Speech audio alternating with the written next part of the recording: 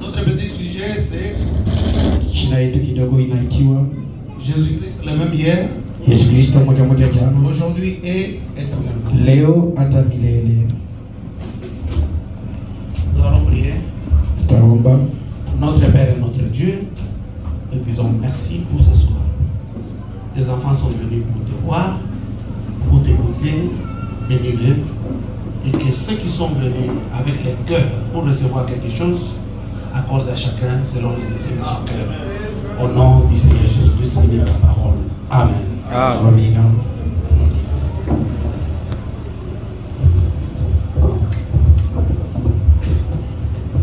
Verset 5. Voici, je vous enverrai les prophètes avant que le jour de l'Éternel arrive. Ces jours grands et redoutables. Élie ramènera le cœur des enfants à leur père, et peur que je ne vienne frapper le pays. Nous allons nous asseoir. Je suis très heureux d'être avec vous et surtout de partager ce moment précieux et de voir que vous avez répondu, vous êtes venus. Moi, votre frère, j'ai ma manière de servir le Seigneur. Ce n'est pas d'aller dans des grandes églises là où il y a beaucoup de gens pour qu'on me connaisse, parce que je suis déjà très connu.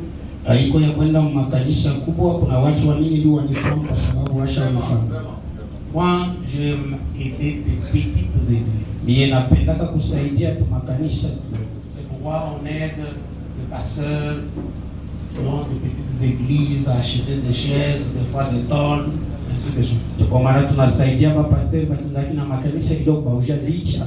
Parce qu'une grande église, c'est quoi déjà suffisant. En réalité, ce sont des églises pauvres. Une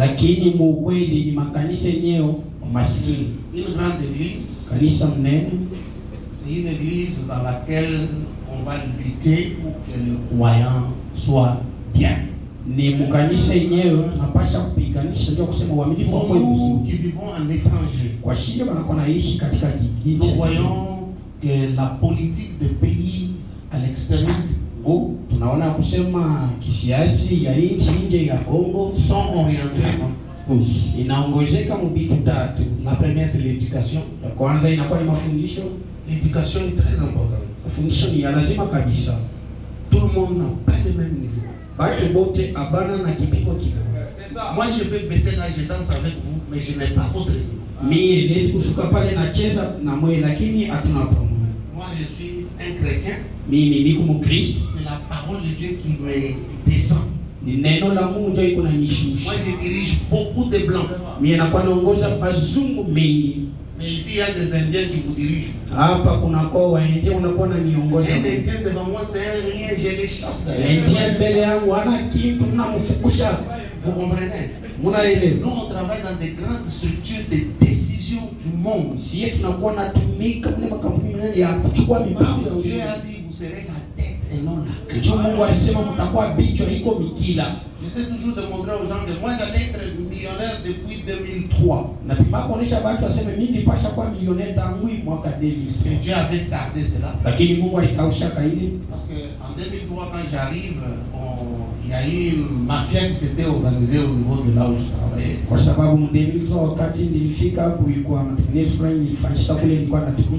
Et la première somme que je devais avoir, ça allait être 25 millions. Bon, Dieu a cherché la manière de m'envoyer des brebis. Il construisait déjà une brebis qui construit tout un quartier comme ça, comme la Rachis, il construit. Vous voyez que comme j'ai travaillé, Je ne m'intéressais pas à toutes ces choses. Maintenant, ceux qui ont fait la mafia, on les a attrapés. Moi, j'arrive au travail, je vois la police et on a attrapé tout le monde. Lakini wale walifanya ile banababa aussi on allait me prendre par le cou et m'emmener. Na mimi balipasha kunibeba tu hivi na kunibeba. Donc moi on m'avait exclu parce que j'étais noir. Mimi balinitosha kwa sababu nilikuwa mweusi. D'intelligence. Lakini wa akili. Moi je n'ai que distingué toute la vie. Mimi nikalaka kwa kwanza maisha yangu yote. J'ai fini la spécialisation avec 86%. Ilikuwa wa kubijua na 86%. C'est-à-dire les mathématiques. C'est mathématiques comme manger les nkalanga. Et vous savez courir les cacahuètes. Physique, les choses compliquées là pour moi c'est facile. Donc je suis né génie. Nous étions à l'université 24 000 personnes en première graduation. Quoi que l'université 24 000 personnes en première graduation. 4 000. Quand on a commencé la médecine. Et on a délibéré, il y avait 17 personnes. Na wakati banakuwa na tamsha watu ilikuwa ni 17 tu. Et des 17 là moi je distingue d'abord. Na kubali 17 mimi là où il y a les enfants de Dieu il y a la distinction. Sema kule kwa watoto wa Mungu kunakuwa atanishi. Alors des fois vous allez voir quand on dit papa et maintenant les gens pensent c'est quand même pas. Non. Mara nyingine wakati unaona analalamika c'est pour vous déstresser, pour vous rendre un peu. Vous comprenez? Parce que si vous, un frère un jour, je lui amène à mon bureau, il est là, non, ça c'est. Je dis non. Moi, officier. Maintenant, c'est moi qui engage. Vous le voulez ou pas? J'ai 17 ans, 18 ans d'expérience. Médecine. Chirurgie. Donc quand on vient, je ne sais pas si ici au Congo, moi je vais trouver un poste. Vous allez me mettre où? Dans vos cliniques là-bas ou bien où? Donc vous comprenez que vous aurez des difficultés pour m'engager d'abord. Mais maintenant quand on vient, vous voyez les gens, ils sont négligents, en train de plaquer. Oh, vos pasteurs là de Facebook. Oh, le pasteur de Facebook là, il n'a jamais voyé, il ne connaît même pas comment trouver un visa.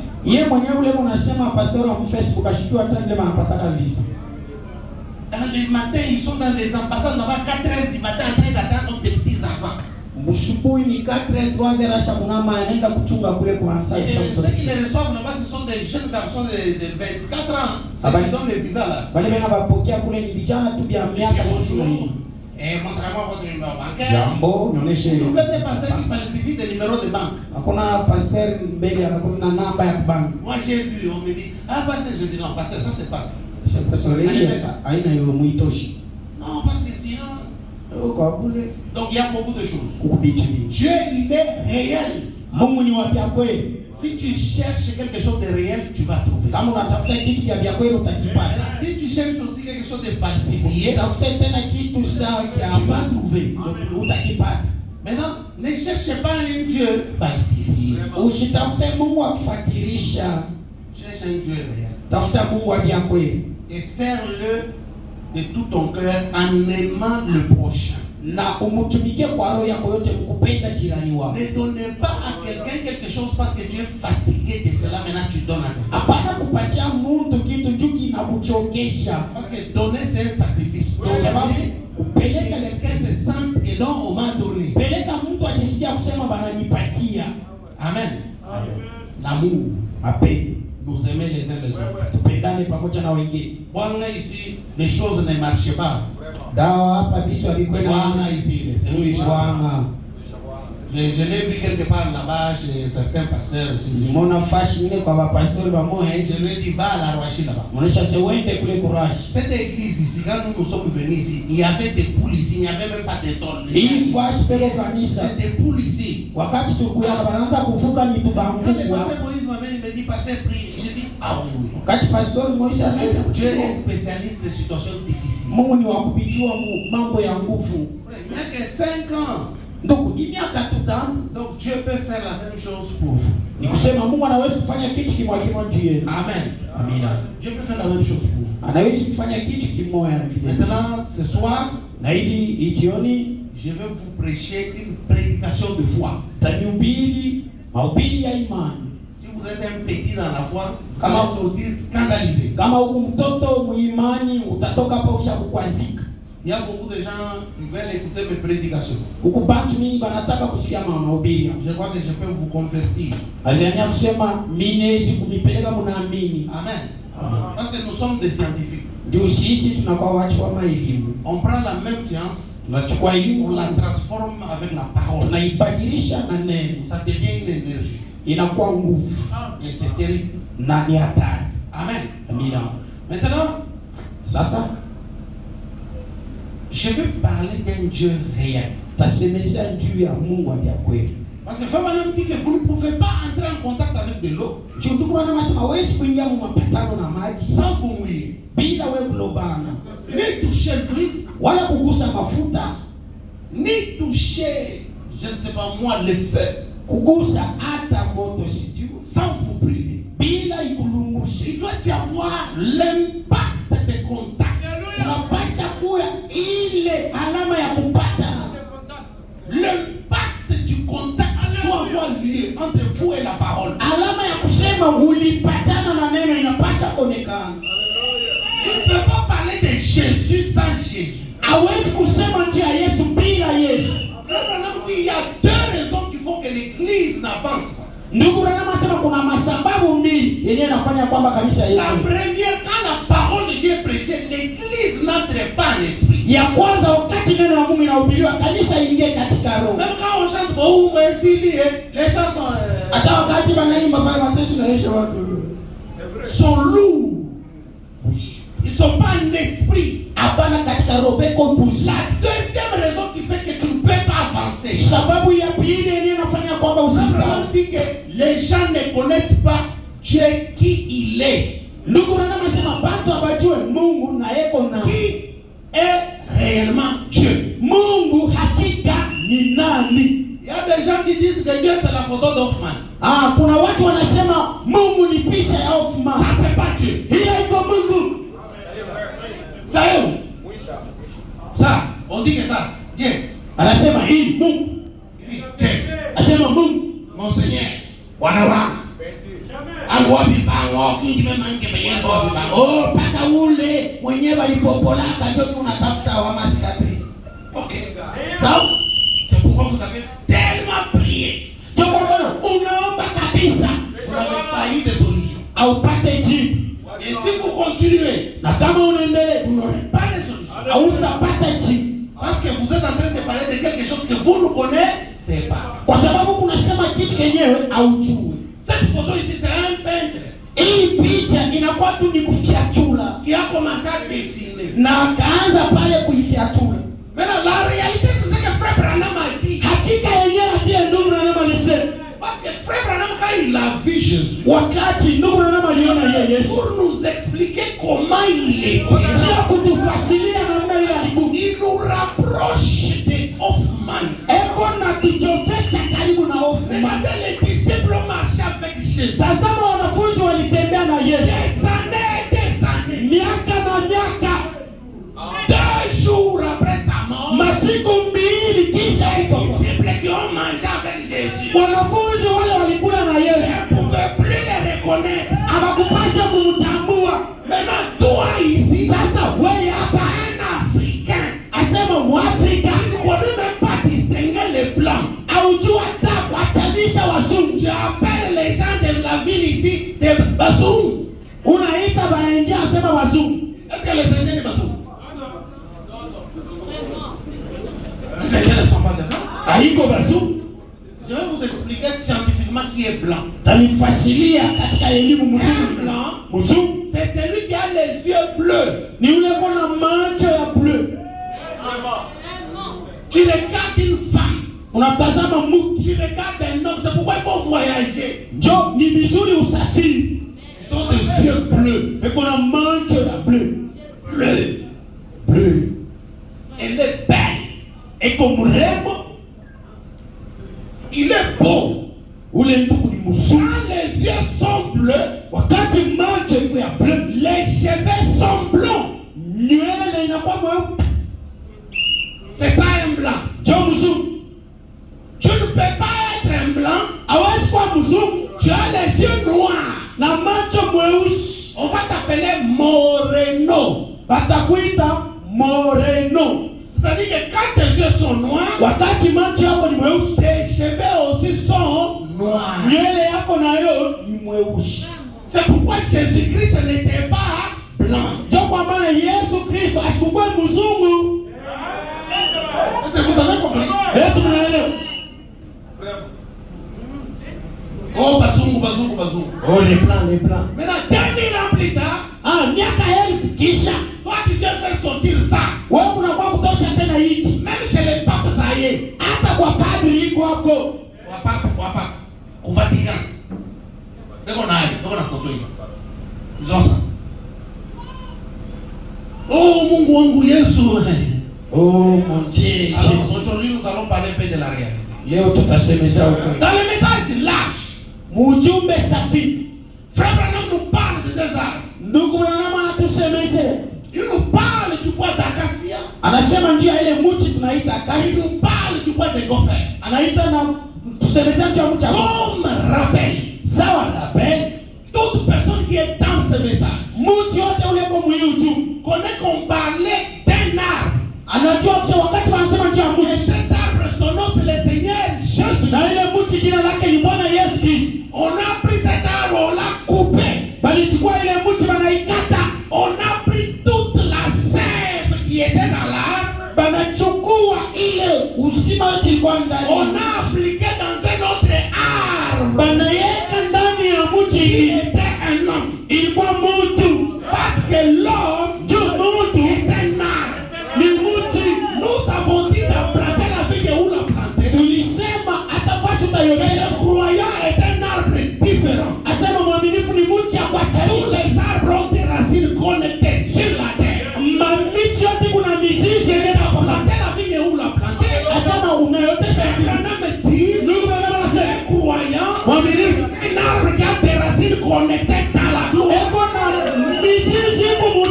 Un sorcier, un magicien, te dit toi croyant, il va te tuer. Donc il doit d'abord monter dans la gloire. Te connecter de la gloire. À ce moment-là, il va te tuer. Tu crois un tel mensonge, ça n'existe pas. Maintenant, Frère Branham dit, donc prenez la sève de cet arbre. On appliquait dans l'autre arbre. Large. Devenait blindé. Frère Branham dit, large c'est le message. Et l'arbre c'est William Branham. Attention. Parce que Jésus était un arbre qui a manifesté le Fils de l'homme. Aujourd'hui soir, nous devons avoir un autre arbre qui doit manifester le Fils de l'homme.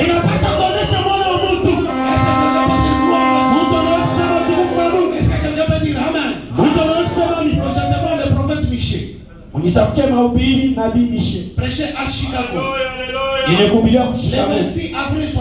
le 26 avril 61. Paragraphe 51. Le prophète Michel prêchait à Chicago mercredi 26 avril 61. Au paragraphe 51. Frère Branham dit, oh les jeux de ballon, oh s'amuser et tout, c'est bien. Hapa kuna miza. Ici, il n'y a pas de blagues. Miza inaisha. Fini de blagues. Frère nous dit, c'est très bien. Mais cela n'appartient pas à l'église. Dans l'église, nous voulons Christ. Pas une forme de Christ. Ni une image de Christ.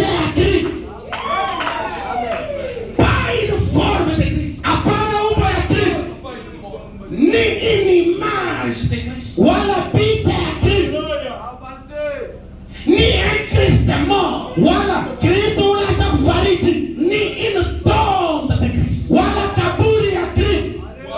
Mais nous voulons Lakini tunahitaji un Christ ressuscité. Kristo mwenye kufufuka, Qui est vivant parmi nous. mwenyewe kunaishi katikati yetu, Qui se confirme comme étant mwenyewe kunahakikisha sana le même hier, moja moja jana, aujourd'hui, leo et éternellement. na milele. C'est là le thème que le pasteur Moïse a placé. Ndio kishima nabii Jésus-Christ. Yesu Kristo, Le même hier, moja moja jana, aujourd'hui, leo et éternellement. na milele.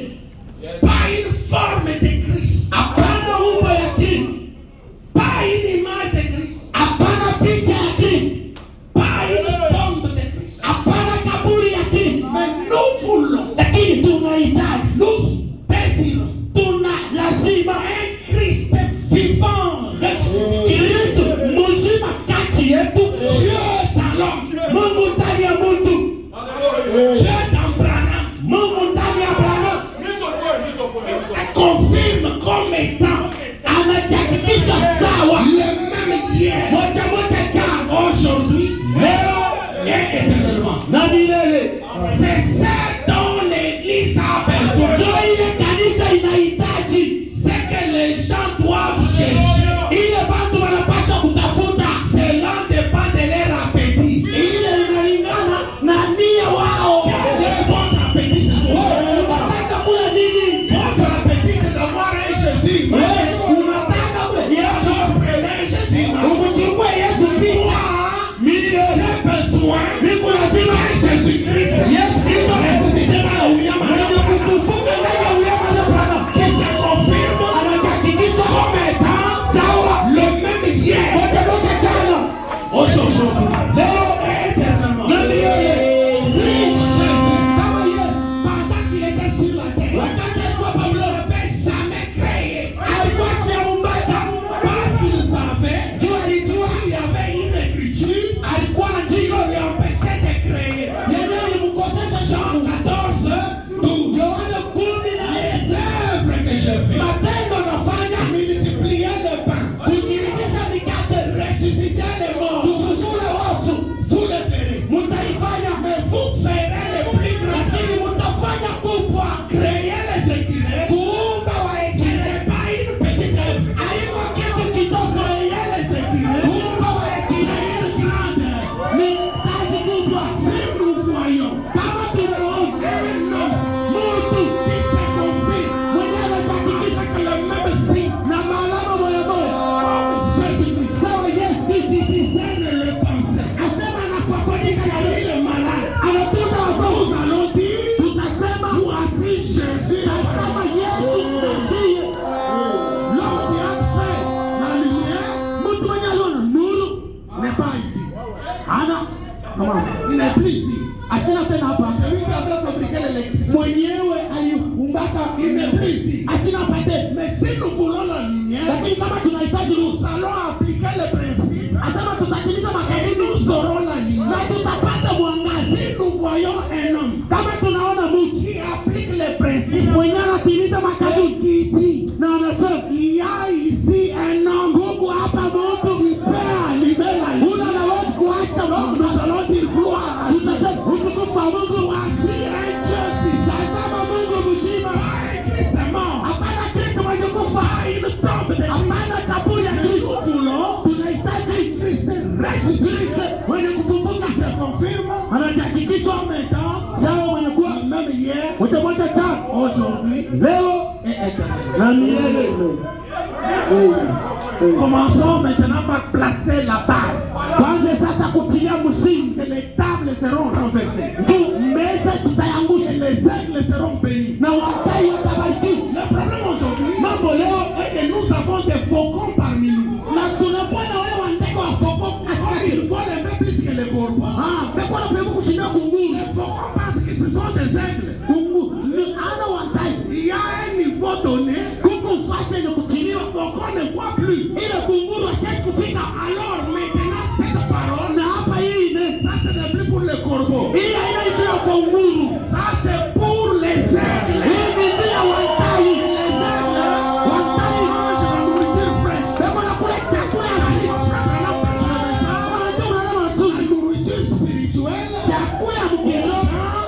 yenye kusaidia. Voici la nourriture spirituelle. Nasema chakula mkiro. Est-ce que nous pouvons écouter la parole de Eti tunaweza kusikia neno.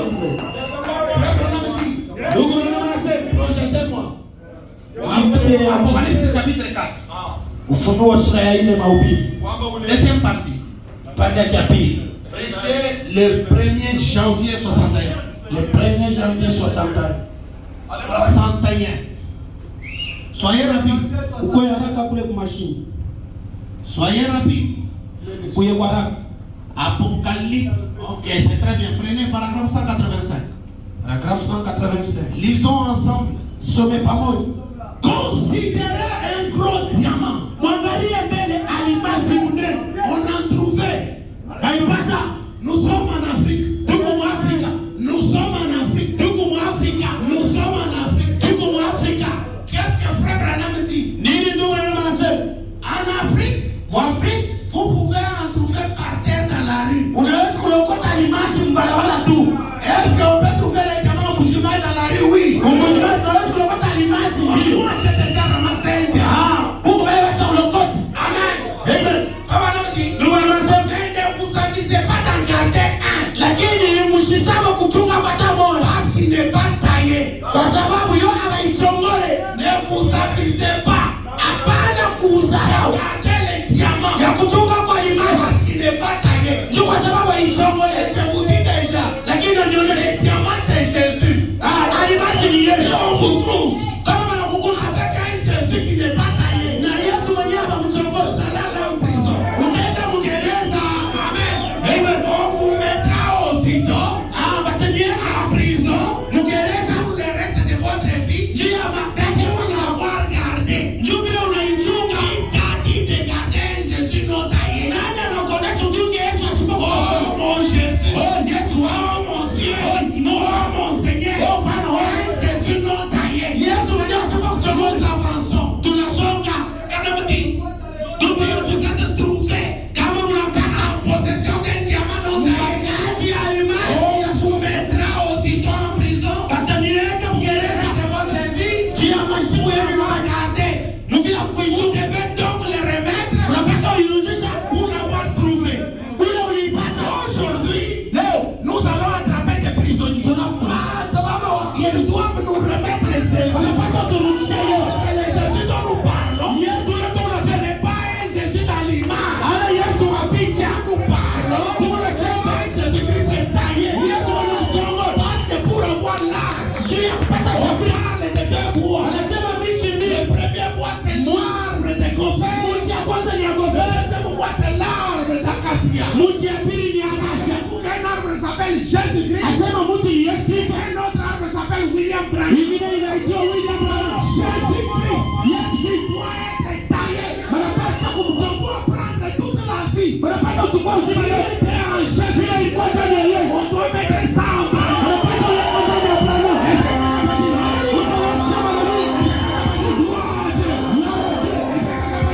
Et Branham devient large. Et large devient blindé. Nous pouvons dire blindé.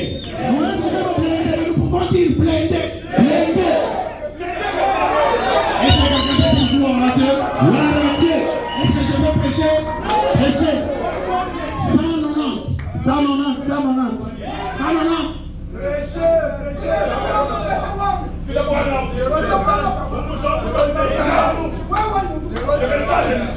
190. Oh, vous pouvez avoir beaucoup d'argent. Unaweza kuwa na fedha mingi.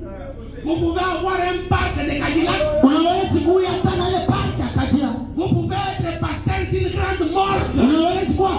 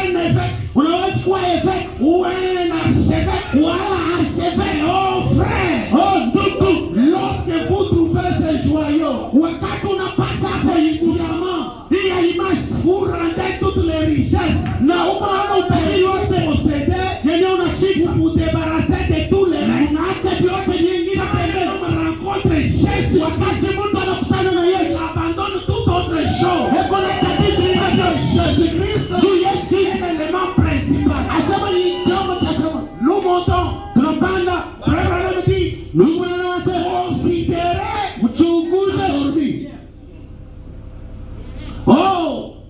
Qu'avait-elle fait? Balifanya nini? Elle savait dû vendre quelque chose pour pouvoir baruhusisha kitu cha kuweka credo de dénomination inakuwa ni makredo mamsele ya maziero bandi baruhusisha chao deja bandi leo droit de l'espace basa kuhusisha mapasho yao sana nande tupande bande tatu banda amen descend sukano na monte 193 allez-y tenez c'est grand joyau hii yenyewe kitu kubwa grand joyau kitu kenye kamana kabisa ni nini deki nous sommes en train de parler ni nani mwenye tunasema nous sommes en train de parler de Jésus tunasema ndio Yesu les gens de ballon c'est bien asema neno ni mzuri jouer tout ça c'est bien kucheza kabumbo vyote ni vizuri dans l'église lakini mkanisa nous n'avons pas besoin de l'image de Christ hatuna lazima na picha ya Kristo ni tombe de Christ wala kaburi ya Kristo ni croix de Christ wala msalaba ya Kristo. Oh Yesu wangu wa bibangu leo. Oh Yesu wangu leo masikatrice. Oh la tombe de Jésus. Oh kaburi ya Yesu. Oh Jésus. Oh Yesu alikuya. Ai mon sauveur. Mwokozi wangu. Dans l'église, mkanisa voulons un Dieu vivant. Tunataka Mungu mzima. Un Christ ressuscité. Kristo mwenye kufufuka. Mungu qui a marché dans Brana. Wala kitembea ndani ya Brana ici à la Rashi. Hapa Barashi nous voulons le voir. Tunataka kuona. Est-ce que vous voulez voir Jésus? Tunataka kuona Yesu. Abraham dit. Il dit quelque chose de parfait. Il faut une kitu cha kamilifu. C'est à l'âge. Ni mkizazi. C'est à l'âge. Ni mkizazi wala nyaka. C'est à l'âge. Ni mumiaka. Et 33 ans et demi. Ya makumi tatu na kipaa. Il a fait passer par la grande broyeuse. Dieu Mungu alimupitisha kupitia kipimo. Il s'en est saisi. Na yeye alishika. Commence à lui donner la forme. Ikaanza kumupatia umbo. Il l'a taillé. Alimuchongola. Il l'a écrasé. Yeye alimufinya. Photo ici. Hii picha. Écrasé. Balifinya. Huyu Yesu à 33 ans et demi. Mumiaka makumi tatu na kipaa. Brisé. Balimuvunja. Pour que toi, tu puisses apparaître. Uonekane. Parce que si Jésus n'est pas brisé, kama Yesu amemuvunja, n'est pas taillé, on n'existe pas. Branama sisi aussi on existe. Na si hatuna to. Si on vous trouve kama mnakupata avec Jésus de 33 ans, na ule Yesu wa miaka makumi taillé bila kuchongolewa, unapaswa kwenda gereza. L'église morgue. Makanisa chumba mauti. Avec l'image de Jésus. Inatembea na picha ya Yesu. Oh Yesu. Oh Yesu. Réforme que Jésus. Umba ya Yesu. De l'Ancien Testament. Agano la kale même Jésus. Yesu moja moja. Nouveau Testament cette fois-ci. Agano jipya ndani ya Bwana. Alléluia. Alléluia. Est-ce que quelqu'un peut dire gloire à Dieu? Maintenant, sasa il s'en est saisi. Na yeye alishika commencer à aller na akaanza kumchongola. Alléluia. À lui donner. Mkumupatia umbo. Il était blessé. Yeye alifunjiwa. Nous on ne parle pas de l'image de Jésus. Si tuseme tu picha Yesu. Quand tu rentres avec un Jésus non taillé. Unaingana na Yesu una. Comment tu t'appelles prisonnier? Jina lako ni nani? Hadi watu wamwambie. Kama unakuja, kile utalele. Hii mangari. Ndio kwa sababu prisonnier bon. Waanze kupamba wale wa prison. Ndio kwa sababu bon. Kuna baba wote wao. Attendez-moi. Mulete ile Jésus qu'on t'attrape avec un diamant, un Jésus. Kama mwako taillé. La chama shika. Leta huko. Alo Jésus. Leta Yesu huko. Murudishe. Prisonnier. Uko prison tunamubana. On parle avec toi dans le 5e dimension. Vierge folle. Vierge bikira wa maji. Il a vendu l'huile. Aruzisha mafuta. Il a vendu l'huile. Aruzisha mafuta. Maintenant il se retrouve dans une mort. Sasa analikuta katika chumba ya mauti. La mort. Hata kwa chumba ya un pasteur d'entretien. Kungu pastor wa mazungumzo. Entretien les cadavres avec de l'eau. Eko na zungumza maiti na maji. Il dit le Seigneur Jésus-Christ. Anaponesha Yesu Kristo kaila multiplier le pain. Wakati alijizisha samaki. Wala fuweka na fry. Awe na mfulao ya wakati walimfanyisha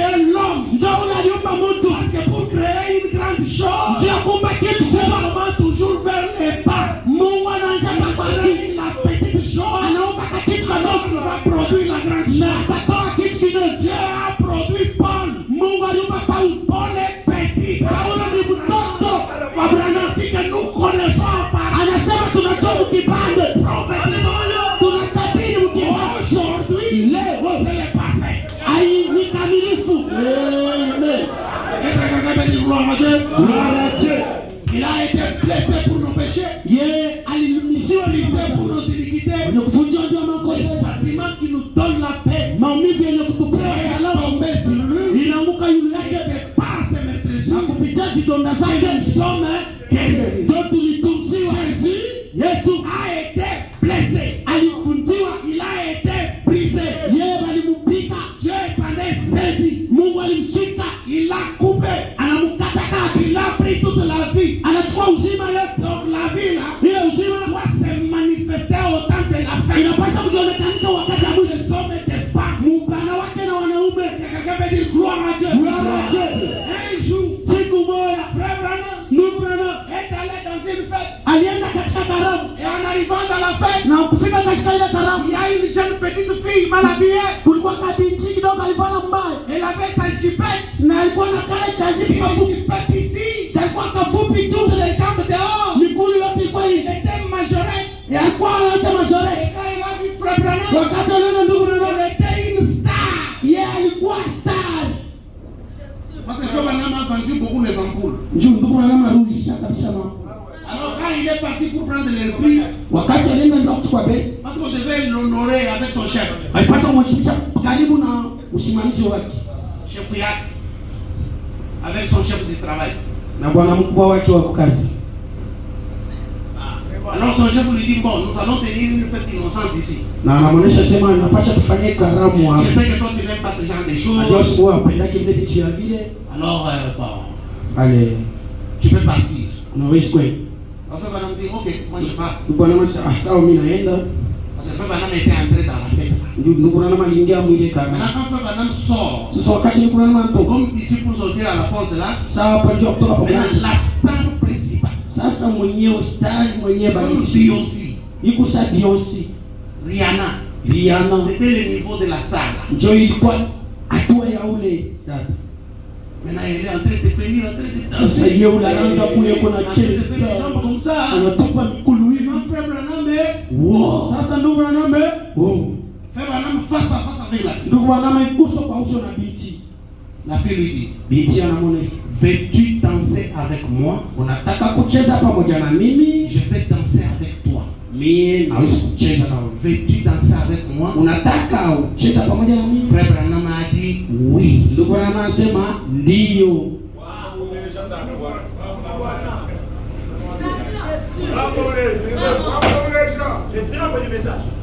avez vu?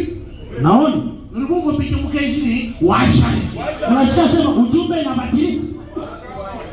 parce que la vie qui était en Jésus n'est pas un homme comme toi. Il lui a dit ne bois pas les fruits. Parce que j'ai un travail. Oui. Frère Branham dit, nous sommes allés tout droit jusqu'au milieu de la piste. Toi d'abord ici. Aucun homme ne peut connaître Dieu à partir des 5 sens.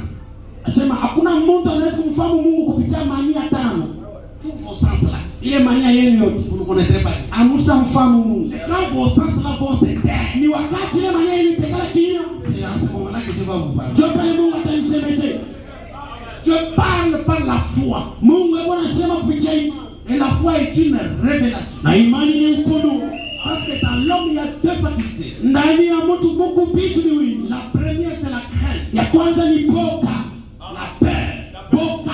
La peur selon les dictionnaires. Boka kulingana na kamusi. Crainte violente. Ni kutetemeka kwenye mautongo. Éprouver en cas d'un danger réel ou imaginaire. Yenye kuhakikisha kwa wakati ya hatari ya kweli wala kufikia. Les gens s'imaginent des choses. Watu wengi wanakuwa wanafikiria vitu. Comme tu n'as pas l'argent. Mvile una makuta. Ah, moi ici. Oh mie huyu. Je suis Machimabi. Miku makila mabe. C'est que tu comprends? Kile unakuwa na C'est sisi. que tu vas devenir. Jote utakuwa. Moi ici. Mi huyu. Je suis une femme. Miku muke. J'ai 35 ans. Na mmema wakuna Sans enfant. bila watoto. Bon, tu as peur. Bila unapo. C'est le diable. Ni ibilisi. Le diable parle au travers des sens. Ibilisi anasemeza kupitia imani. Mungu parle au travers de la foi. Anasemeza kupitia imani. La foi Imani est une révélation. Qu'est-ce qu'est la foi? Imani mbele ni nini? La foi, Imani c'est quand vous allez dans le feu. ni wakati unaenda ndani ya moto. Dieu, Mungu, ne vous délivre pas le feu à 2 mètres. Ashimikomboe moto kuma dena. Dieu lui, Mungu ye. quand tu comprends que quand le feu est sur toi, Wewe unapasha kuonyesha pale le kwa feu feu. ne te fera rien. Haisa kufanya kitu. C'est ça la foi. Jo imani. Les autres là, c'est raisonnement. Bila vingine ni mafiki. Mon frère Branham dit dans Élie et l'offrande de fer. Ndio kwa maana ndio wanasema Elia na sadaka ya bunga. Quand Élie a marché avec Élisée, Kati Elia tembea na Elisha. Élie c'est un prophète. Elia ni nabii. Élisée c'est l'époux. Elisha ni bibi harusi. Quand vous marchez dans l'idée du prophète, Wakati unakuwa unatembea katika wazo la vous nabii. répétez ce que le prophète a dit. Wakati unarudia kile nabii alisema. Abraham dit que si vous voulez avoir le succès, dites ce que le Saint-Esprit a fait dans la vie. Mungu anaweza ukitaka kupata kavumu, sema vile Roho Mtakatifu anatenda maisha Parlez yako. de ce que Dieu a fait dans Sema la kwa vie. kile Mungu anafanya maisha yangu. Est-ce que quelqu'un peut dire gloire à Dieu? Gloire à Dieu. Amen. Amen. Donc c'est ça la parole. John name. Maintenant, nous on parle autre chose. Sio tunasema vitu. Je vais vous prêcher Exode. Oh, tanihubiri kutoka. Et même les chants, nous sommes anges. Na mimi mwenyewe tukimuundia Yerusalemu. Tukimuundia. Avec les Bibles sur la tête. Na mabibilia papito. Yerusalemu. Yerusalemu. Dimanche passé, on a chanté ça. Tushakuimba. Juma alors on chante ça. Non frère, vous avez un problème. Uko na mambo wewe. Vous devez être actualisé. Unapaswa kutoa mambo ya leo. Ça c'est quel Jérusalem? Ni Yerusalemu Quand il faut commencer à marcher, tunaanza kuangalia. Tufike. Niko. Haleluya. Mungu anapokata na ubiri kutoka kwa taa. nous sommes déjà arrivés. Tushakufika. Parce qu'ici, Ndio hapa nous sommes assis dans les lieux célestes. Nous devons changer les cantiques. tunapaswa kubadilisha nyimbo. Nous sommes arrivés. Tushakufika. Nous sommes arrivés.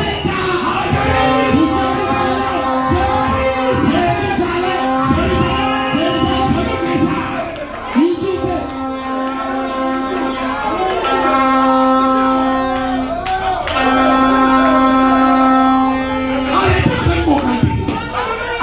Chantez des choses que vous comprenez. Frère Branham dit dans Dieu dévoilé. Tous les types, les paraboles, accomplis devant vos yeux. Et vous êtes là. Nous sommes arrivés. Wengine wako na kufa. Wengine wako na kufa. Wengine wako malali. Wanasoma wanasema. Yerusalemu là-bas, il n'y aura pas de maladie. Il n'y aura pas de soucis. Il y aura la foi. Alléluia. Il ne faut pas les danger. C'est Dieu que tu prends au mot. Wenyewe unashika kunisema. La paix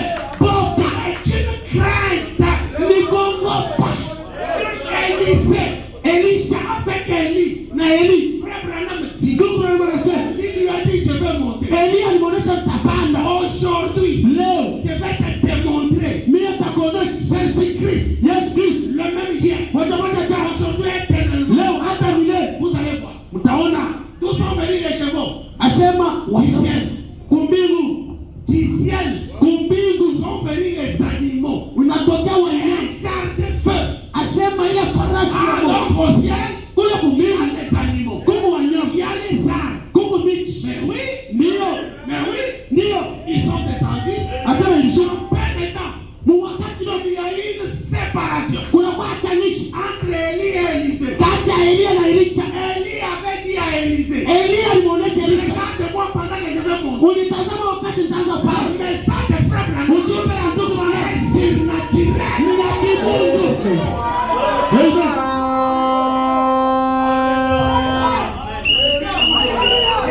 Les choses. Frère Branham dit, Mungu anasema quand il est monté, wakati alipanda les chevaux, farasi les chars, na ile a défié la pesanteur. ilipinganisha uwezo, Et pendant qu'il montait, na wakati alikuwa anapanda il a enlevé son manteau. alitosha koti yake. Est-ce que quelqu'un peut dire gloire à Dieu? Mungu anasema kwa Mungu Il lui a jeté le manteau. anatupa ile kanjo yake. Élie était un homme géant. Elia alikuwa mtu mrefu, Élisée était un homme court. Elisha alikuwa mtu mfupi, Mais il devait porter le manteau. lakini alipasha kuvala koti ya Elia. Un homme dit, Mungu anasema en prenant le manteau d'Élie, mkuchukua koti ya Elia, portant le manteau d'Élie, mkuvala koti ya Elia. Élisée a déchiré les raisonnements. Elisha alipasula makufikiri. Élisée a abandonné ses pensées. Elisha aliacha wazo yake. Élisée a accepté la foi. Elisha akaitika imani. Chrétien sans foi. Mukristo bila imani. Pas un chrétien. Ana Mukristo. Un chrétien Mukristo ne marche pas avec les 500. asitembeke na manyeta. Le diable utilise les 500. Anatumikisha manyeta. Mungu Il est dans la subconscience. eko kia zamiri. Est-ce que quelqu'un peut dire alléluia? Mungu anasema haleluya. Est-ce que quelqu'un peut dire gloire à Dieu? Mungu anasema haleluya. Est-ce que quelqu'un peut dire amen, amen, amen?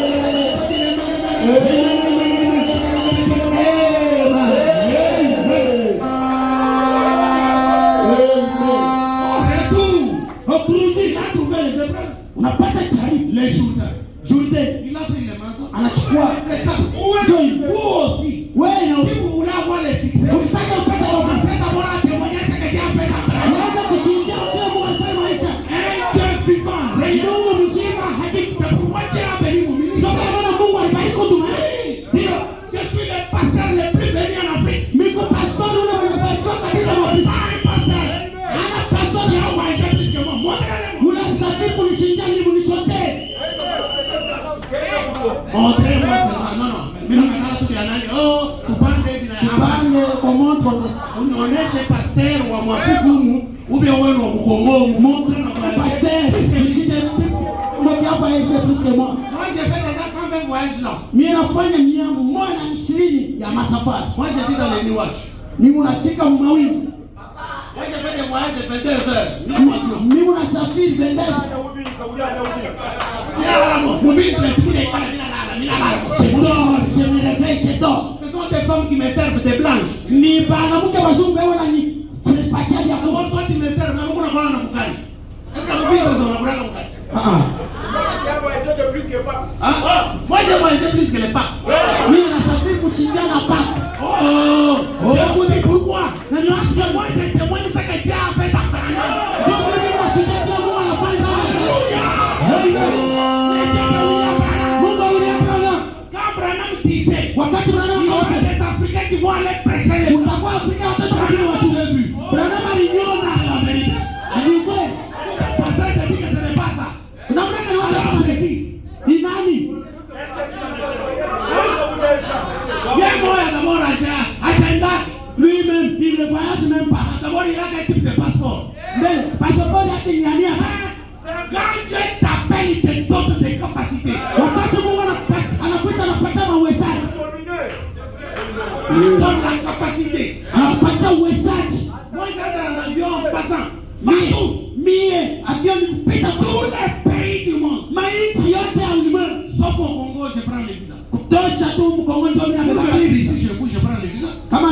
kwenda kuchukua visa.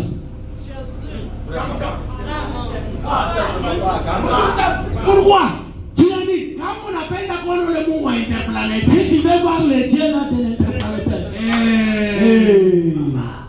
Sema vile Mungu anafanya movie ya frère, Dis ce que Dieu a fait dans le ministère de Frère Branham. mimi naona kama Japonais. Moi j'ai marié les Japonais. Mimi niko naowesha na wa Japonais. Très belle. Eko bazuri banaye. J'ai marié les Coréens.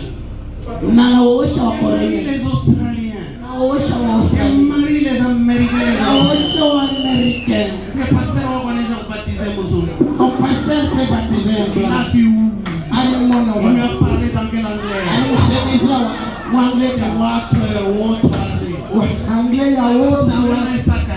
Un Américain, c'est un homme très orgueilleux. Americain ni mtu wa kiburi kabisa. Un Américain, c'est pas n'importe qui. Bana kucheza naye haina mtu yoyote. Un Américain ne peut pas l'arrêter par n'importe qui. Mbele ya Amerika hana mtu yoyote anaweza kumbamba. Moi, je suis la police. Moi, je suis. On n'a pas. Wewe niko polisi pesa. Wewe kama nawe na komanda wako na Un pesa. Américain, jugé seulement en Amérique. Amerika wanamshamisha mpaka kwa Amerika.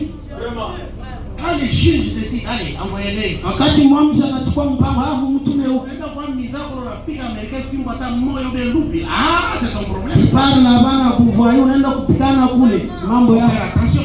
kebanye ndu. Vous aussi, vous êtes enfants de Dieu. Na mwe mko watoto wa Mungu. Les diables n'ont pas le droit de vous toucher. Shetani ana uwezo wa kunigusa. Non. Hapana. Parce que vous êtes des citoyens célestes. Njoo muwe Mungu akawa mbingu. Je ne parle pas de faucons. Mishi sema njoo ya kunguru. Moi, je parle de ceux Nasema njoo ya watai. qui ont la capacité de capter la parole. Batu bale kuna uwezo wa kusema neno. La dimension d'entrer dans les mains surnaturelles. Batu bale kuna hatua ya kunywa picha ya kimungu. Parce que dans ce message, Njoo hii souvent tu le crois. wakati unaamini Le message vient avec des bénédictions. ujumbe iko na kuwa na mabaraka. Amen. Amen. Économie, Na yeye matériel, ya papa financier. ya makuta. Oui. Comme tu es là, Mvile huko je vais faire de toi l'homme le plus riche du Katanga. Mungu anakufanya mtu mtajiri wa hapa Katanga. Et oui, Ndio. moi j'étais un étudiant. Mimi nilikuwa Je ne savais jamais que j'allais être ce que je suis. sikujua sema naweza kuwa kiniko leo.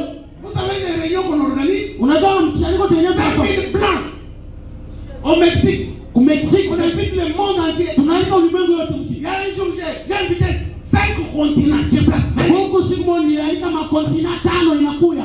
Des fois, tu organises comme ça. Les Suisses, les Français, tous. Ils viennent. Alingine unatunga vile wasisi wa Fransa wote wanakuja. Et quand ils savent que je suis docteur, ils me respectent fois 1000. Wakati wanajua kusema niko mganga daktari wananiheshimia. C'est pourquoi il faut étudier. Unapaswa ujifunze, Il faut se former. unapaswa kujitunza. Aimez vos enfants. Mpende watoto wenu. Bénissez les enfants que Dieu vous a donnés. Mtarini watoto wale Mungu alinipatia. Ne les tapez pas à la tête. Hapana kwanza papika kukitu. Les insulter. Kubachakula matusi mubaya. Et leur dire de mauvaises paroles. Na maneno mubaya paka bo. Les parents, vous devez bénir vos enfants. Wewe bazazi mnapaswa kubariki watoto. Comme vous serez bénis ce soir. Mvile mtabarikiwa hicho. Partout où vous irez. Pasha hata Bénissez les gens. mbariki watu. Quand vous allez bénir, Wakati mtabariki bénédiction vous bénir. mama yake itakuwa pamoja. Vous allez être des grands hommes sur la Na terre. mtakuwa watu manene pa bulongo. Amen. Élisée a déchiré les raisons. Elisha alipasula mawazo. Parce qu'Élisée était un homme qui travaillait par concentration. Juu Elisha alikuwa mtu ako anatumika zote. Regardez comment il travaillait. Tazama mbele alikuwa anatumika. Élisée prenait un chat. Elisha alikuwa Il anachukua prenait un bœuf. anachukua ngombe. Il traçait les lignes droites Na alikuwa anaweka mstari ya kunyola pour faire les champs de bleu. juu ya kufanya C'est shamba. là qu'est venue l'expression Ndio kule kulikuwa msemo qui met la main à la charrue mwenyewe iko na et regarde en arrière. na Quand tu anaangalia. regardes en arrière, l'animal va faire ça. Wakati unaangalia nyuma, Tu vois la première, il est tracé des lignes. alibisha mstari. C'était un homme qui travaillait par concentration. Ni mtu alikuwa anatumika sana katika C'est shamba. un Mkristo pas quelqu'un qui parle pour parler. ana mtu wa kusema sema tu. Maintenant, Sasa la femme là, ule mtu frère Branham a dit, ndio bwana anasema oui, je vais danser avec toi. ndio tacheza na wewe. Maintenant, si toi tu étais là, Sasa kama wewe kuya toi frère Branham, unaona ndugu Branham avec une femme comme ça, na hata kaka d'abord au milieu de la piste, mbele tu pa tu katikati. vas commencer à faire quoi? a raison. Unaanza kufikiri. Elisa fait quoi? Elisa l'a déchiré. alipasua. Voilà pourquoi l'église n'est pas bénie. Tazama kwa nini kanisa haibarikiwi. Unakuta frère na sœur beko nasumbulia tu. Tu as trouvé la Oh non, weye, mnasumbulia nini? frère hii c'est pas l'exemple parler. Acha batu baseme. Laissez les sœurs parler avec les frères. Acha bandugu na badada basumbulie. Ndio, laissez-les. Ubache basumbulie. Unawapitisha saa. Pierre pas pita pour rien. Un frère veut se marier. Ndugu anataka go. Oh non, moi, il faut. Non, non. Mimi hapana, uno. Ubache basumbulie. Laissez-les parler. Le même Dieu qui t'a gardé. Ule Mungu wa Dans son procès. Le même Dieu aussi. Ule Mungu va garder l'enfant. atachunga la fille. atachunga ule binti. On va faire des réunions. Mukile les jeunes filles et les jeunes garçons. Mufanye mkusanyiko ya vijana Et tout. yoyo.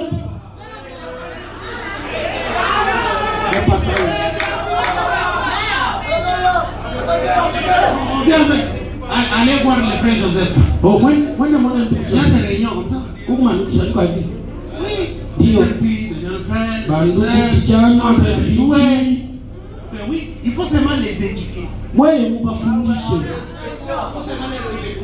Unapaswa kuonesha kunaona.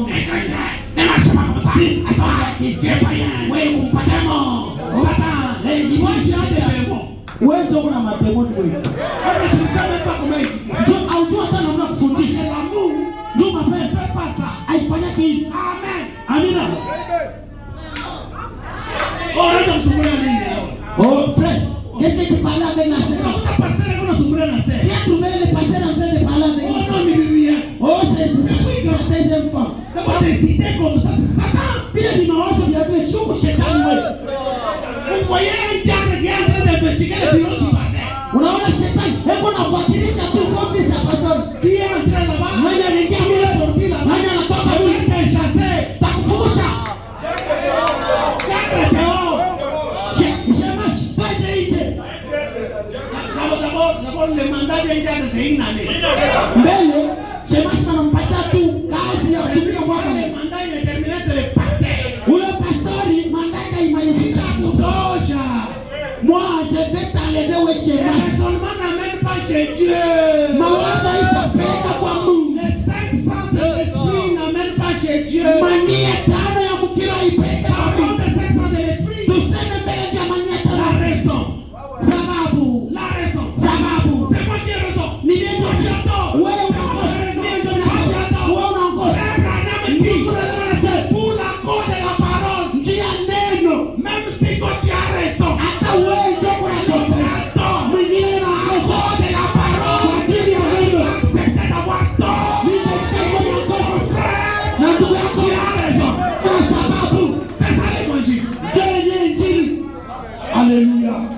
C'est pourquoi les gens ne sont pas bénis. Ndio kwa maana watu hawabarikiwe. Parce qu'ils exercent leur tête. Jumbe na tumikisha Au lieu kichwa. d'exercer leur cœur. Kulipa roho Dieu yako. n'est pas dans la tête. Mukashina Le mkichwa. diable est dans la tête. Shetani yako ndio Dieu mkichwa. est dans le cœur. Mungu ndani ya roho. Amen. Exercez votre cœur. Tumikisha roho yako. L'homme Mungu. est tel que les pensées de son cœur. Eko na tumikisha ni wazo ya roho yake. Rien que par ta manière de réfléchir. Ni mpaka kukutana mnamo kusikia. Watakutambua kile wito. Moi, tu ne peux pas m'emmener n'importe où. Hawezi kunipeleka injili fashika. Tu me prends, tu m'amènes où? Unanipeleka unanipeleka wapi? Kataa la Bible ya chini. Je refuse des choses de la terre. Oh non, nous sommes des enfants de Dieu. Oh, tuko watoto ya Mungu. Nous devons nous habiller comme des blancs. Tunapasha kuvuna. Unalanda. Bongo. Petro. Unalanda. Petro. Chini utampiga makuchi. Kama unakupika vitu vizuri. Peut-être faire c'est pour nous. Dini vyetu. Oui. Ndio. S'il y a des business, Kama kukupa pour toi. ni juu yako. S'il y a la belle maison, Kama kuma nyumba mzuri ni juu yako. toi tu dis oh non, Wewe unasema vile. c'est toi qui laisses ton droit au Ni diable. wewe unaacha mabaya kwa C'est pas au diable les droits.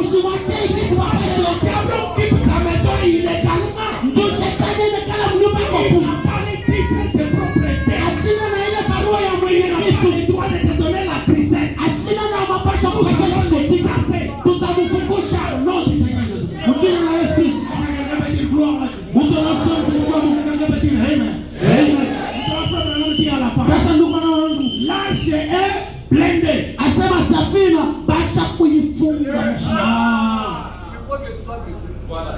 Là, j'ai blindé. Quand on a coupé Jésus, Wakati on la vie de Jésus, on a mis à vie. wanachukua Yesu wanaweka ndani ya Abraham est devenu blindé. beaucoup de pasteurs ne sont pas Blindé. Pastor mingi habana blindé. Dis ça qu'il doit dire papa. C'est ça ma prédication. Papa, dis ça qu'il doit dire. C'est ma prédication. On a blindé ton papa. Papa pasteur habana blindé. Après seulement devant les filles comme ça. Oh, mbele ya viti. Attendez, Chunga. peut-être que dans 2 ans je vais vous amener mes filles. Sasa zingine miaka 2 tutaleta mabiti bangu. Parce qu'elles ont toutes les capacités de venir ici. Beko na mawezaji yote ya kuyapa. Oui. Ndio. Pour arriver ici, bon, c'est tous. On dit bon, Bombashi, on décide la date. Nasema tunakuya Lubumbashi mtuchukueni tarehe. Mimi nakuwa na hapo tu. Je viens avec Mimi nimeshimamisha tu hapa. je les place. D'abord, il faut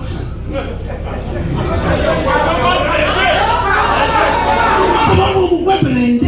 Il faut que tu sois blindé. Il y a une personne qui me dit qu'il vient au Brésil. Tu n'as fait tout au Brésil. Ah non, on a babi, on va couler dans Colombie.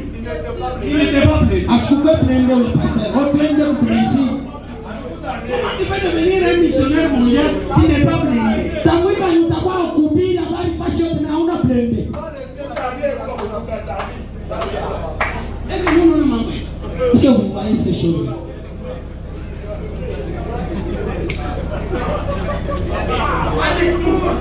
Est-ce que je peux prêcher?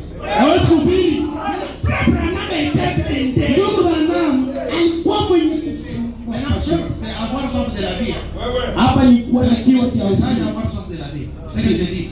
L'histoire ici. Hii hadithi C'est huko avoir mahubiri. soif de Mahubiri kuwa na kiu cha uzima. Frère Branham maintenant me dit bon, ma soeur, vous savez, Bwana anamwonyesha damu na hiyo avant que je fasse quoi que ce soit, kabla nifanye hizo nini, je dois prier. napasha kuomba. Buddha. Amba ini Buddha. Sema Buddha. Buddha bujila papa. Buddha bujila papa. Branham était là. Wakati ndugu Quand lui avait la vie du Seigneur, ndani yake mkozi na Bwana Yesu. Jésus sauva la femme. Yesu alikuwa mke. La femme a commencé à pleurer. Mke akaanza kuli. Maintenant, Frère Branham lui dit, est-ce qu'on peut maintenant la Ndugu wangu, tunasikia hapana hapana. Je l'ai pris par mes mains. Sasa nichukua kumtoa ya menage. Nampeleka kwa Yesu. Est-ce que quelqu'un peut dire gloire à Dieu? Gloire à Dieu. Est-ce que quelqu'un peut dire alléluia? Haleluya. Mise au point, mise au point. C'est ça le message. Njoo ujumbe.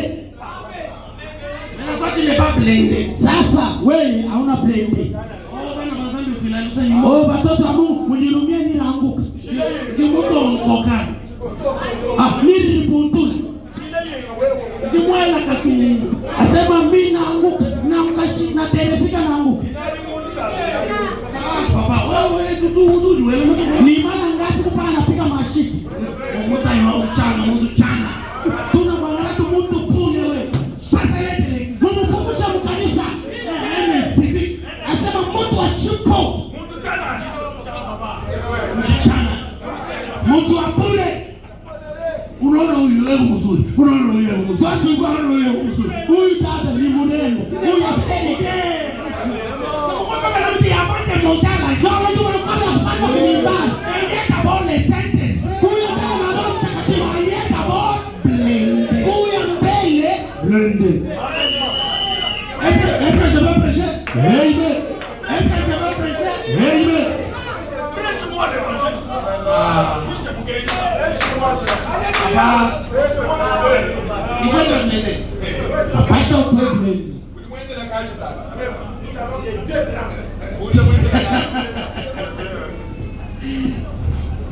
Hier, j'étais en train de parler que Frère Branham avait dit que je vais devenir canadien. Disons. Jana nilianza kusema ndugu yangu atakuwa J'ai Canada. dit ici, umu Lubumbashi tuko mpori.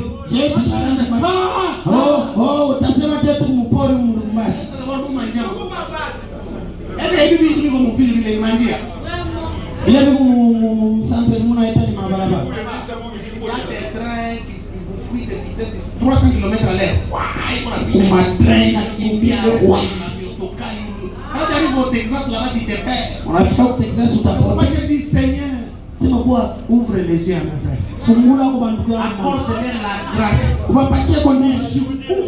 Ushikufe sans qu'on a pour États-Unis. Neme sana kwa vile kazi. Dis seulement, Seigneur, Sema tu kwa même seulement voir. nione kwa ta. Alors tu vas te rendre compte. Pale sasa utatambua Tous les temps que tu es perdu en train de manger les makayam. wakati wote unapotesha unakula kitoro. Parce qu'il y a de bonnes choses à manger. Tuko vitu vizuri vya kula. Et comme tu es jeune là, Na wewe tu peux en profiter à gogo. unaweza kupokea kwa kule kugogo. Je vais vous bénir ce soir. Kanibariki jio. Jésus-Christ le même hier va vous bénir. Yesu Kristo mmoja jana atanibariki. Est-ce qu'on peut lire ça? Wewe kuisoma. Bon, lisons. Frère Branham sera canadien. Soma ndugu na mama atakuwa kama Son Saint-Esprit. matendo ya Roho Mtakatifu. Et son opération, d'ailleurs, il a prêché ça au Canada. Alihubiri kwa Canada. 16 août 56. Le 16 août 56. Asome kule. Sasa watasema sio mimi ndio mimi nasema. Tutapatie Tusome kule. Les opérations du Saint-Esprit. Prêché après Saint-Père. Jeudi 16 août 56. 16 août 56. Paragraphe 12. Panda ya 12. Tupige tu. Ah, opération. Ainsi, mes amis, Na hivi warafiki yangu, de quoi avez-vous besoin? ni nini mnakuwa na ila? Vous les Canadiens. Mwe wa Canada. Hapana besoin de qui? No, no. Ici, vous avez besoin de Hapa mwe mnatafuta wengine. Vous êtes avec le plus beau du monde. Ndugu bwana anabonesha tena mkuna. Il dit, oui, si. En effet, certains parmi vous Kweli wengi katikati yenu peuvent ne pas être le millénium. wanawezi kuya hata bana millennium. Ah, je me non, non. Mais yako millénium, on est vivre ça Donald Trump. Yako vivre comme Donald Trump. Mais je crois plutôt dans le Lakini millénium. millennium.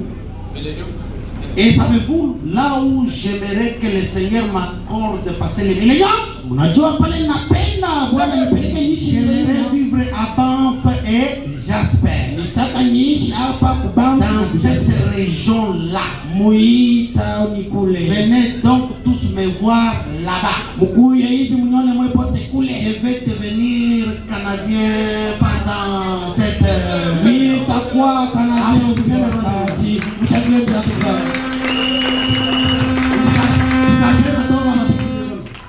Hier quand j'ai dit frère Branham sera Canadien, Nilisema Mungu anataka Canadien. millénium n'est pas parfait. Millennium haina kamili. Le diable sera lié. Shetani watamfunga. Il y aura des rois sur la terre. Itakuwa ufalme Mais padri. frère Branham sera Canadien. Ndugu wanama atakuwa Canadien. Il y aura un chalamin. Wote wabakana. Oh, mimi nitabakia Mkatanga. Mabei. Tunakatala. Papa. En décembre. Ujumbe na neji biangibi kuluka kwa mzajoba Unaona koneshi na shuka aibu aliona.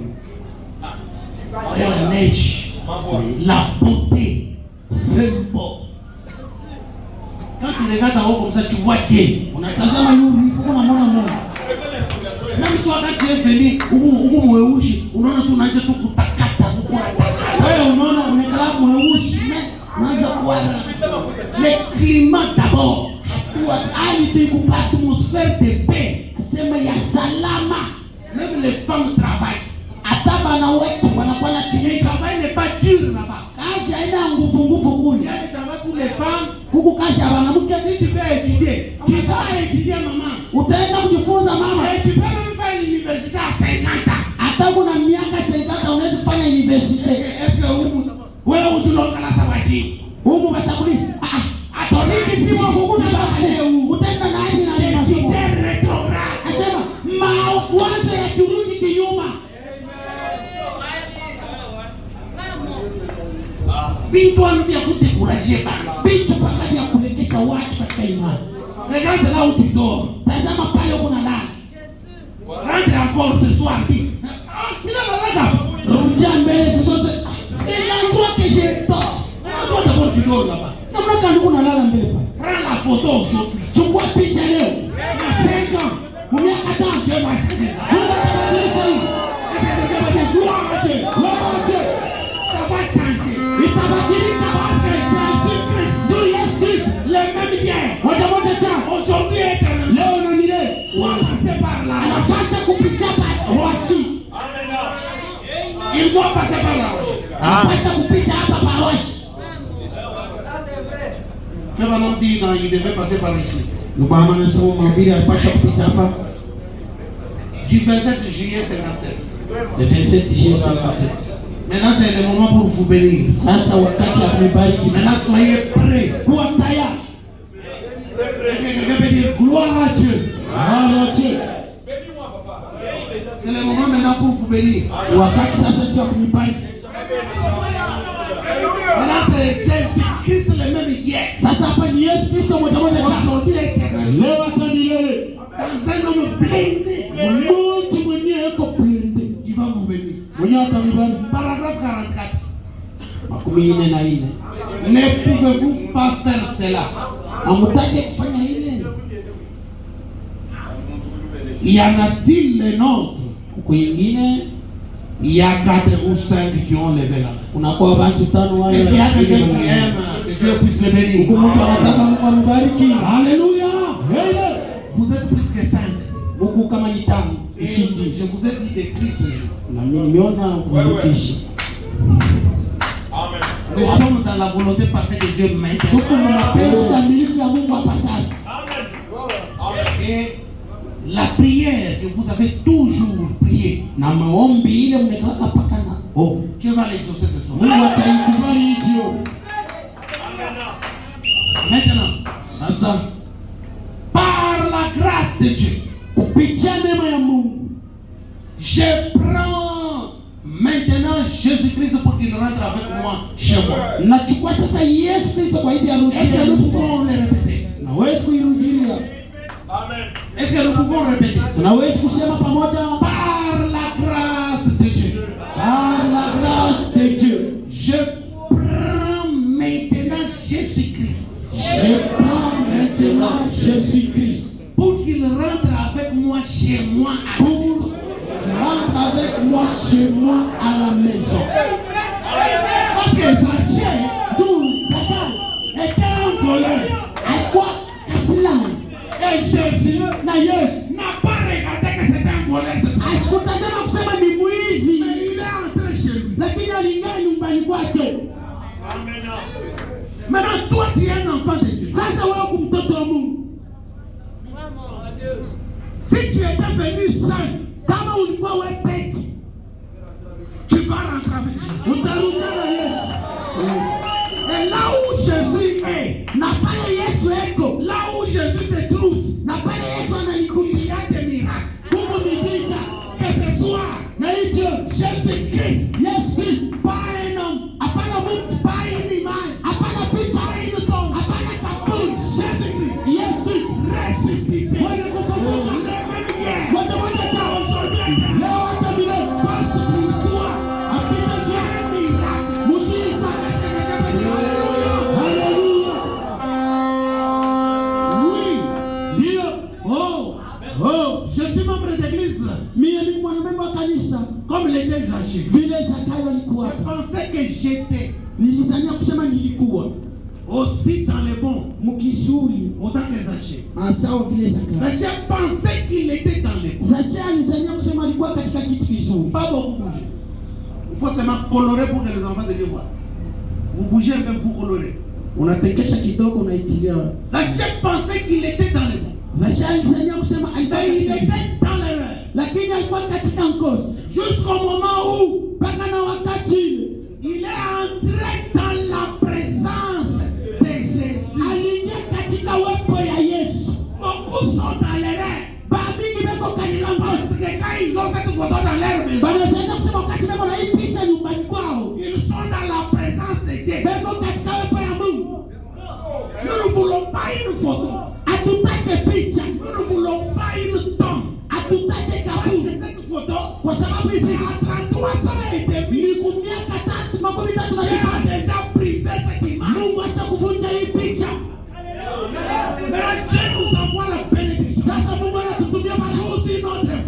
Vous devez être capable d'identifier la bénédiction. Parce que la bénédiction passe d'un homme à un autre. Et l'agent de Dieu aujourd'hui, la bénédiction c'est William Branham. Parce que tous ceux qui recevront ce message, il dit dans Exposé, page 365, il dit ceux qui recevront ces prophètes, qualité du prophète, ils seront bénis. Soyez bénis ce soir. Au nom du Seigneur Jésus, ils verront les effets bénéfiques. Ils recevront les effets bénéfiques. Être chrétien doit être bénéficié. Est-ce que quelqu'un peut dire Amen? Ils seront incorporés à l'épouse des derniers jours. Zachée était dans les rêves. Au moment où il est entré dans la présence de Jésus. C'est lui Jésus qui vous parle maintenant. Est-ce que quelqu'un peut dire Alléluia? Où est Jésus? Il est ici. Et c'est lui qui nous parle maintenant. Tu crois que Jésus-Christ est ici? Est-ce que quelqu'un peut dire gloire à Dieu? Est-ce que quelqu'un peut dire Alléluia? Jésus est ici. Des centaines de larmes maintenant. Frère Branham dit que Dieu vous bénisse. Dites Amen. Que Dieu vous bénisse. C'est juste. C'est bien. Êtes-vous sûr maintenant qu'il ne peut pas parler? Maintenant, lisons. Seigneur béni, nul ne peut venir à moi. A dit le Seigneur, si le Père ne l'attire premièrement. Si tu es béni ici ce soir, c'est le Père qui t'a dit pour te bénir. Alléluia. Oh Dieu, tu as frappé à la porte du cœur. Où 5 personnes dans cette salle. Tu connais leur cœur. Tu leur as parlé. Tu les connais. Oh Dieu, qu'à partir de ce moment, qu'ils puissent mener une vie. Qu'ils puissent mener vraiment une vie pieuse. Ça c'est la prière de Frère Branham. C'est une prière exaucée. Un autre peut prier, Dieu n'exauce pas. Parce qu'il n'est pas blindé. C'est lui qui prie ici. Il est blindé. Il a le droit de prier pour vous. Et la prière d'un homme blindé verra les doigts d'un homme blindé. Est-ce que quelqu'un peut dire Alléluia? Est-ce que quelqu'un peut dire gloire à Dieu?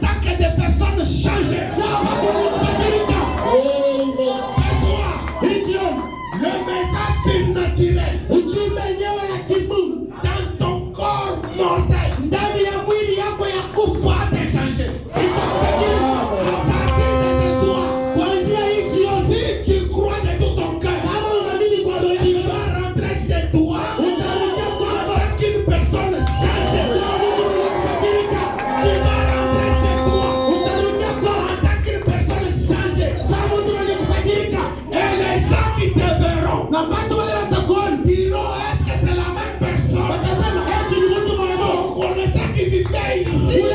C'est une autre personne. Recevez ce moment les changements. Parce que c'est Dieu qui change. Un homme ne peut te changer. Seul Dieu change les hommes. Que leur influence soit grande dans la ville où ils vivent. À partir de ce soir, je vous bénis au nom du Seigneur pour que votre influence dans vos lieux de travail, partout vous passerez, votre influence soit grande. Que Dieu les bénisse et les fasse prospérer dans tout ce qu'ils font. Mon frère, ma soeur, même si tu vends des cacahuètes, comme tu as été changé, comme tu as été béni, que le Seigneur bénisse tes cacahuètes, bénisse tes affaires, que Dieu te fasse prospérer dans tout ce que tu fais. S'ils font des affaires, d'abord de leurs affaires, plus important. C'est mon maman. Deviennent plus important. Soyez bénis dans vos affaires, dans tout ce que vous faites. Au nom du Seigneur Jésus, recevez l'influence de Jésus dans votre vie. Jésus ressuscité. Pas une image de Jésus. Pas une tombe de Jésus. Jésus-Christ est ressuscité. Dans les mêmes hier. Aujourd'hui, éternel. Est-ce que quelqu'un peut dire gloire à Dieu? Est-ce que quelqu'un peut dire alléluia? Est-ce que quelqu'un peut dire je suis changé? Je vais prospérer. Je suis prospère. Je suis béni. Soyez béni au nom du Seigneur. S'ils font les affaires, pas encore que leurs affaires progressent. Plus important, ils ont ce matin, ils ont ce soir, une nouvelle associée. Si tu marchais seul, ce soir tu rentres avec Jésus. Si tu vas les allumer, si tu fais n'importe quoi, tu as maintenant une associée.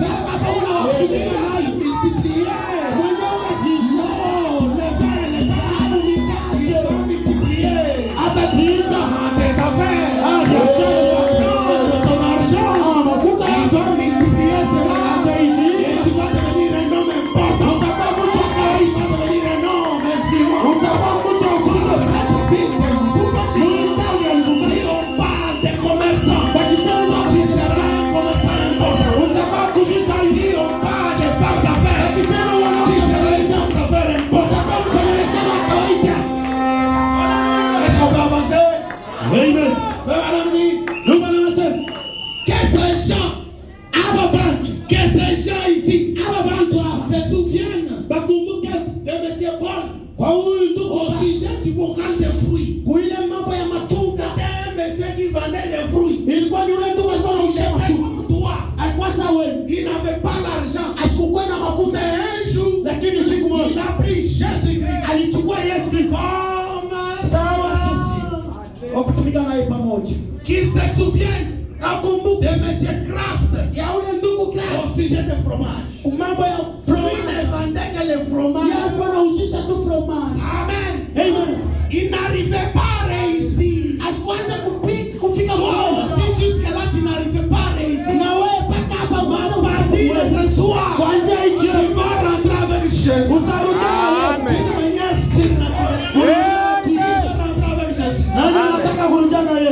Dites gloire à Dieu. Prends-moi pour ton associé. Et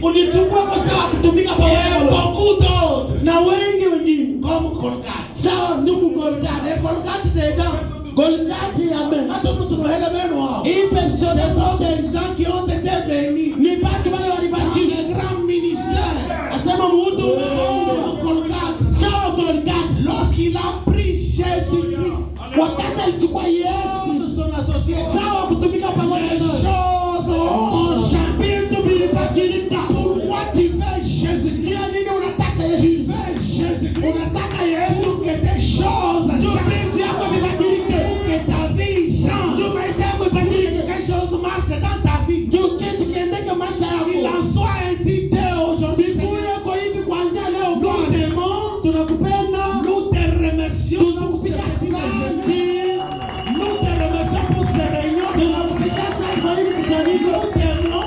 tunapenda pression, tunakutafuta klamu, tunakupiga njoo, tunalalamika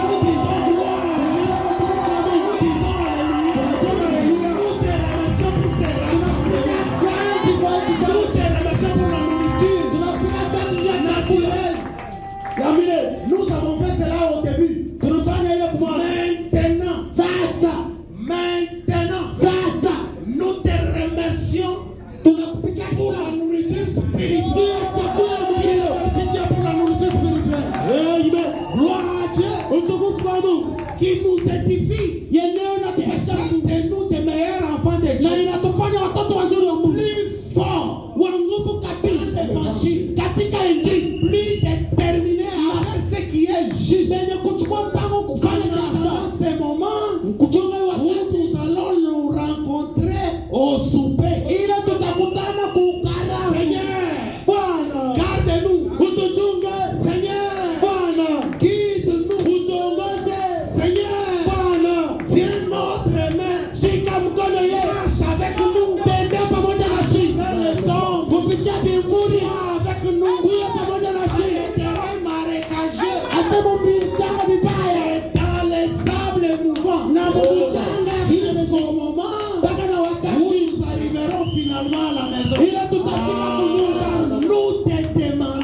demandons au nom du Seigneur Jésus. Amen. Sauveur. Écoute ma voix. Est-ce que quelqu'un peut applaudir le roi de l'honneur? C'est ça l'évangile. Et c'est ça les bénédictions que j'avais ce soir.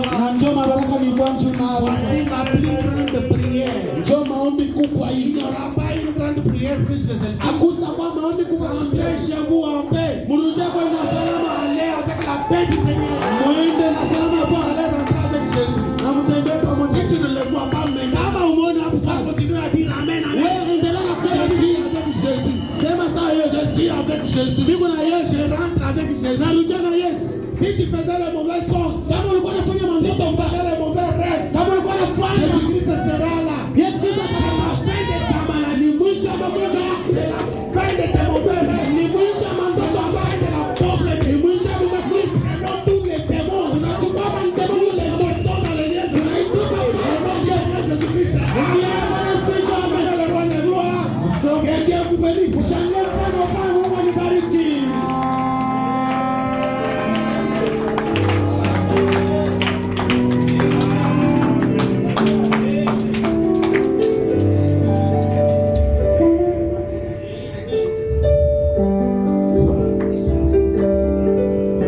Est-ce qu'il y a un nouveau qui n'a jamais accepté Jésus comme son sauveur personnel?